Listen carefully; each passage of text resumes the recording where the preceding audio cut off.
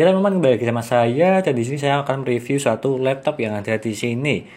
Jadi mana ini adalah mereknya XP 14S DK1001AU. Yang contohnya yang ada di sini yang berwarna silver untuk yang dikiriminya, untuk yang ini. Tapi yang silvernya ini jadi agak kemas-kemasan dari segi bodinya. Dan di sini penampakan dari segi laptopnya yang dimana dia tuh memiliki ukuran 14 inch dari segi laptopnya. Dan juga di sini laptopnya ini adalah serinya entry level. Untuk entry level biasanya cuma untuk kelas online, ketik-ketik skripsi, dan juga untuk bermain game-game ringan. Jangan berharap untuk game yang berat. Yang dimana di sini saya menggunakan AMD Athlon Silver yang ada di sini untuk laptopnya. Untuk penjelasan lebih lanjut untuk spesifikasinya dan juga mereviewnya, sebelum itu jangan lupa klik subscribe dan teman-teman kanan bawah itu ya. Tinggal diklik seperti itu. Kita lanjutkan saja yang pertama dari segi spesifikasinya dulu. Pasti yang ini yang utama. Di sini saya menggunakan AMD Athlon Silver yang serinya 3050U yang mempunyai 2 core 2 thread seperti contoh yang ada di sini, dan juga mempunyai VGA bawaan atau integrated VGA lah, yang dimana dia itu memiliki VGA 2 yang menurutku bisa dibilang cukup untuk yang ini. Dan untuk RAM-nya yang ini dia itu memiliki 4GB yang dimana kecepatannya 2400 mAh, dan juga storage-nya 256 M.2 SSD yang dimana bukan yang serinya NVMe, cuma yang M.2 aja. Dari segi kecepatannya sih ya sama seperti SATA 3 lah, cuma perbedaan dari segi bentuknya aja sama seperti yang SSD NVMe yang seri M.2 lah, intinya seperti itu. Tetapi kita akan cek aja langsung di HD Sentinel-nya untuk yang SSD M.2 nya ini. Dia itu menggunakan mereknya WD, yang dimana dari segi performa dan juga kesehatannya dia itu 100% semua, dan juga note-nya dia itu perfect. Dan lalu kita tes di Crystal Diskmark untuk kecepatannya. Kalau di sini datanya dia itu 404 untuk membacanya dan juga menulisnya 354. Kalau menurutku ini terbilang sudah cukup bagus. Yang dimana daripada menggunakan hard disk akan lelet sekali, jadi lebih baik menggunakan SSD, maupun yang SSD SATA 3 maupun M.2 maupun NVMe itu lebih bagus. Lebih bagus 10 kali lipatnya lah kalau dari segi datanya seperti itu. Mau dari segi laptop maupun komputer sama aja, lebih baik menggunakan SSD, itu wajib untuk zaman sekarang. Dan juga di sini untuk layarnya dia itu menggunakan 14 inch dan juga dia itu menggunakan diagonal HD SVA Breakview Micro Edge Wheeler Backlight, yang dimana resolusinya 1366x768. SVA adalah kependekan dari Standard Viewing Angle, yang dimana dia itu sama aja menggunakan teknologi TN untuk layarnya. Cuma lebih bagus sedikit dari segi penamaannya, memakai HD SVA. Dan juga untuk sRGB-nya dia itu 59% dan juga Adobe RGB-nya dia itu 44%. Jadi kalau menurutku untuk editing seperti foto maupun video, ini kurang bagus dari segi layarnya, karena dari segi akurasi warnanya pasti akan berbeda. Tetapi kalau untuk mengetik-ngetik maupun nonton film itu tidak masalah kalau menurutku. Ya karena tidak terlalu membutuhkan dari segi akurasi warnanya lah. Yang penting tinggal lihat, ketik, dan juga nonton film sudah sangat bagus. Apalagi ini kalangan entry level untuk laptopnya. Dan juga dari body laptopnya ini dia memiliki panjang 32,4 cm dan juga lebarnya 22,59 cm dan juga ketebalannya 1,99 cm, hampir 2 cm, dan juga beratnya 1,47 kg. Kalau menurutku ini masih terbilang ringan lah untuk dibawa kemana-mana, apalagi untuk kuliah dan juga ketik-ketik noki di cafe dan juga yang lainnya lah. Ini masih sangat cukup sekali, apalagi desainnya juga elegan. Dia itu berwarna silver keemas-emasan seperti yang ada di sini, dan juga ada garis-garisnya di bagian sebelah touchpad maupun di bagian bawah keyboardnya. Ya ada desain-desain garis-garisnya lah seperti kayu-kayu seperti itu. Dan apalagi dari segi touchpadnya dia itu sangat nyaman kalau menurutku, yang dimana dia itu sangat licin dan juga ada 2 tombol klik kiri dan juga klik kanan terpisah, tidak menyatu dengan touchpadnya. Kalau aku sih lebih suka yang seperti ini, karena bisa dibagi-bagi lah, klik kiri dan juga klik kanan. Dan juga di bagian keyboardnya ada fitur tambahan lain, yaitu dari segi backlight-nya.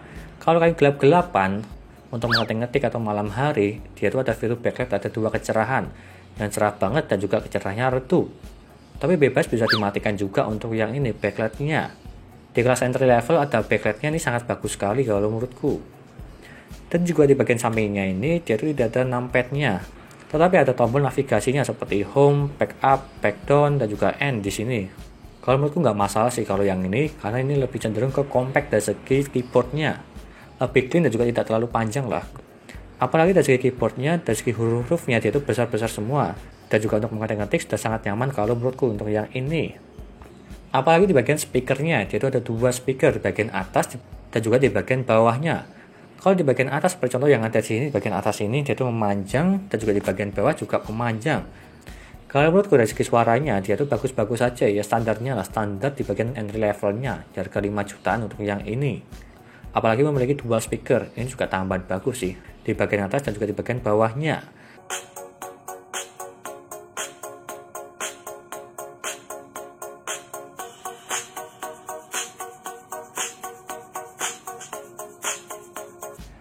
Dan lalu di bagian samping-sampingnya ini ada konektor port-portnya. Sebagai contoh di bagian sini satunya ini, jadi ada 1 kali port charger dan juga ada LED indikator.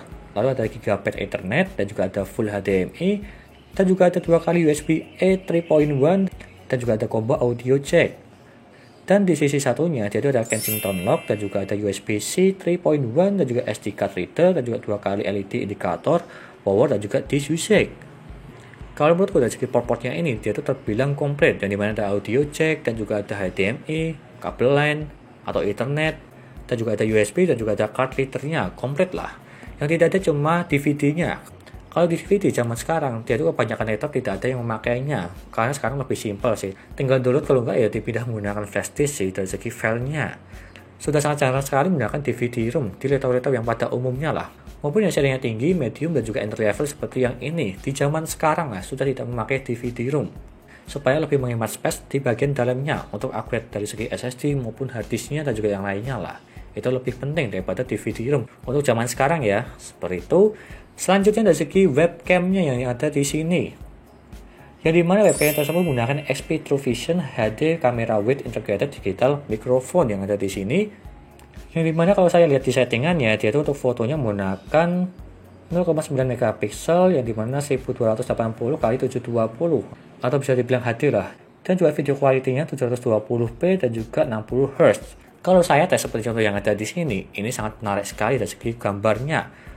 Untuk kelas online dan juga meeting online, ini sudah sangat smooth kalau menurutku. Meskipun gambarnya 720p, tapi kalau menurutku ini masih bagus-bagus banget. Tidak terlalu pecah-pecah dan juga tidak terlalu jelek lah. Kalau menurutku ini terbilang sangat bagus dari segi kalangan entry level dari segi webcamnya. Emang lebih terkhusus untuk kelas-kelas online sih kalau yang ini ya. Apalagi yang di zaman sekarang pandemi lebih banyak kelas online. Ini webcamnya sangat terbantu sekali. Yang dimana kalau hidup dia itu akan ada lampu putih di bagian sampingnya sini. Lanjut ke pengujian Genebench-nya yang dimana seperti contoh yang ada di sini Genebench R15. Yang dimana saya mengatasnya menggunakan 2 posisi, di charger dan juga tidak. Kalau yang ini di charger, dia itu mendapatkan 21,86 fps untuk OpenGL-nya dan juga CPU-nya 241 GB. Dan jika kita bandingkan dari segi tanpa di charger, dia itu mendapatkan 21,79 fps dan juga CPU-nya 237 GB. Kurang lebih sama lah untuk yang ini. Yang dimana ini saya tes sama-sama di bench performance, tapi yang satu di charger, yang satu tidak. Jadi terpaut sedikit sekali sih, tapi bisa diartikan sama lah untuk yang ini. Dan lalu kita tes ke gamenya, yang dimana Valorant dulu yang pertama.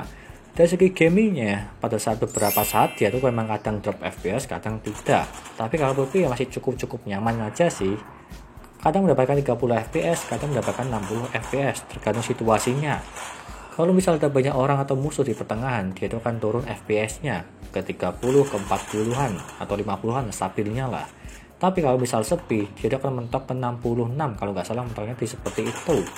Ya bisa dibilang untuk bermain game Valorant ya cukup bagus saja untuk yang ini. Selanjutnya yang kedua dari segi game point blank. Pada zaman dulu sampai sekarang masih ada-ada aja. Untuk bermain game point blank dia itu masih sangat lancar sekali. Tidak ada nge-lag sama sekali. Dia itu FPS-nya 50 sampai ke 60 terus. Untuk bermain game point blank sangat lancar kalau yang ini. Rekomen lah. Ya dimana tidak ada drop FPS seperti contoh di Valorant sebelumnya. Ya dimana ini saya tes di 768p ya, bukan 720p, lebih tinggi sedikit lah. Dan juga settingannya custom dan juga di sini saya cas juga untuk bermain gamenya. Seperti yang tadi Valorant juga saya cas untuk gamingnya.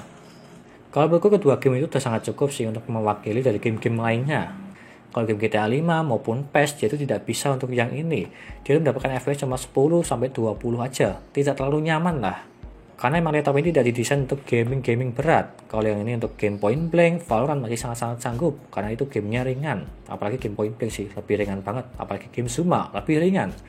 Dan jadi itu aja dari segi gamingnya. Lalu kita tes dari segi suhu laptopnya. Yang dimana untuk suhu minimalnya, dia itu mendapatkan 39,5 derajat untuk yang ini. Terbilang dingin, tidak ngapa-ngapain di desktop.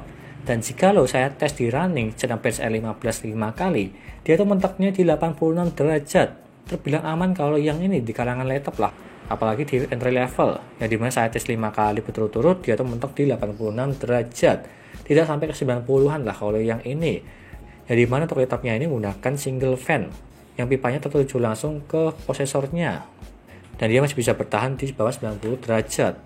Dan juga pembuangan suhunya, dia itu ada di bagian bawah layarnya, di bagian sinilah, tidak kelihatan, atau bisa dibilang di lempitan dari segi layar dan juga keyboardnya.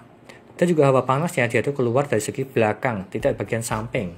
Kalau di bagian samping biasanya tersebut dia itu kena ke tangannya, jadi ya kurang enak sih atau kurang nyaman lah kena hawa panasnya. Tetapi kalau yang ini di bagian belakang, jadi ya aman sih kalau yang ini. Selanjutnya di bagian baterainya, yang dimana dia itu menggunakan 3 sel dan juga 41 WH, yang dimana 3470 mAh dari segi baterainya. Dan kita akan mengetesnya untuk daya tahan baterainya berapa lama sih kalau kita nonton film. Yang dimana dari segi pengujiannya ini saya atur di layarnya ke 720p, dan juga WiFi Bluetooth-nya dia tuh off, dan juga kecerahannya 50%. Dan juga baterainya saya setting di better performance. Maupun dari segi brightness dan juga volumenya dia tuh 50% semua. Dan di sini saya mengetesnya untuk menonton film di settingan 720p lah, filmnya juga sama, dan dia bertahan 12 jam 44 menit. Dari baterainya 98% sampai ke 10%, dia bertahan 12 jam 44 menit. Sangat lama sekali sih. Yang dimana saya tes nonton film selama seharian full, dia tuh habisnya 12 jam 44 menit. Terbilang sangat lama juga kalau yang ini 12 jam lebih, yang dimana ini adalah laptop entry level. Dan lalu kita balik dari segi chargernya, yang dimana dari baterai 18% ke 98%, dia itu 1 jam 27 menit untuk yang ini. Kalau bisa mencapainya ke 100%, dia itu sangat lama sekali sih. Jadi saya batasin aja ke 98%. Karena proses 98% ke 100%, dia itu sangat lama sekali kalau yang ini. Maka dari itu saya simpulkan aja dari 18% ke 98%, yang dimana 1 jam 27 menit terbilang cukup cepat kalau yang ini. Dengan menggunakan charger yang dimana 45 watt, seperti contoh yang ada di sini, dia tuh realnya 45 watt sesuai dengan chargernya lah. Dan itu semua pengujiannya, dan juga opsi upgradable, yang ini bisa dibilang upgradable juga di beberapa part, seperti contoh dari segi RAM dan juga harddisknya maupun SSD lah. Yang pertama dari segi RAM-nya dulu, dia tuh menggunakan RAM single channel, tetapi bisa diupgrade ke dual channel. Dan juga di sini RAM-nya yang satunya tidak disolder, jadi nyaman, bisa diganti-ganti merek lainnya lah. Mau ke single channel 8GB maupun ke 2x4 itu bebas, karena RAM-nya tersebut tidak disolder semuanya, jadinya aman, bisa diganti-ganti dari segi merek RAM dan juga dari segi single channel ke 8GB, bebas lah untuk yang itu. Dan dari segi storage-nya, dia itu kan ada M.2-nya di sini 256GB, bisa ditambah lagi menggunakan harddisk yang 2,5 inch maupun yang SSD 2,5 inch yang SATA 3, itu bebas. Tetapi agak ribet juga karena harus membeli konektornya lagi untuk yang ini, karena tidak disediain dari segi dalamnya ini, supaya bisa memasang harddisk maupun SSD di bagian dalamnya ini, karena ada slotnya sih, seperti contoh yang ada di sini gambarannya. Dan jika kalian membeli ini tuh sudah ada Windows 10-nya, yang serinya Home, dan juga sudah bonus antivirus juga, dan juga ada software dari XP-nya juga di sini untuk laptopnya, seperti contoh gambarannya yang ada di sini. Sebelum ke kesimpulan, saya kasih tahu harganya dulu. Untuk yang ini harganya 7 jutaan di harga retailnya ya, harga retail. Tetapi banyak toko yang menjualnya dengan harga di bawah harga retail, seperti contoh harga 5 jutaan, seperti contoh yang ada gambar ini semua. Di bawah 7 jutaan lah, atau bisa bilang 5 jutaan sih kalau yang ini harganya semua di sini. Jadi lebih murah daripada harga retail. Jika kalian berminat silahkan beli aja, linknya ada di deskripsi untuk yang ini. Dan kita lanjut ke kesimpulannya, yang dimana laptopnya ini dengan ukuran 14 inch dan juga di sini dari segi desainnya elegan, dari segi fitur backlightnya, audionya, webcamnya, dan juga layarnya, kalau menurutku ini terbilang bagus sekali di kalangan entry level. Apalagi dari segi baterainya dia itu bertahan lama sekali untuk yang ini, apalagi untuk nonton film. Dari segi ketik-ketiknya nyaman, webcamnya bagus, touchpadnya juga bagus. Apalagi dari segi prosesornya untuk bermain game-game ringan masih sangat sanggup sekali, seperti contoh yang tadi saya tes. Bisa dibilang worth it sih dari segi keunggulan fitur dan juga dari segi performanya. Tapi untuk editing maupun main game-game yang agak berat, silahkan up ke Ryzen aja. Kalau yang ini Ryzen 3 maupun Ryzen 5 maupun yang ada VGA tambahannya, seperti contoh RX 550 maupun 560 di kalangan mobile. Kalau yang ini dia tuh menggunakan integrated aja, Vega 2 sudah sangat cukup sekali untuk ketik-ketik dan juga yang lainnya lah.